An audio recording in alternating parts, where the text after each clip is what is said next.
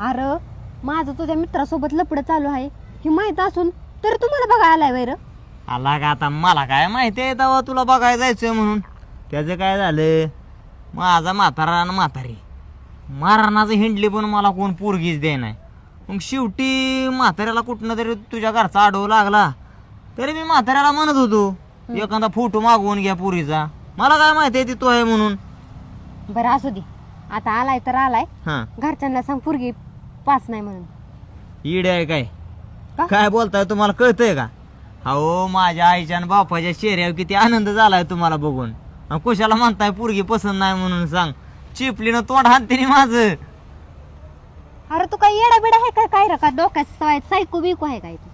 काय झालं? हा तुला सांगितलंय तेवढं कर म्हणलं काय कळ ना काय? आहे का की तुम्हाला माहिती आहे की तुमचं माझ्या मित्राबरोबर लपडं चालू आहे. मला माहिती आहे तुमचं माझ्या मित्राबरोबर लपडं चालू आहे. आता कसं असतं शेवटी लग्नाच्या आधी काय गोष्टी होऊन जाते ते मी नाही म्हणत नाही.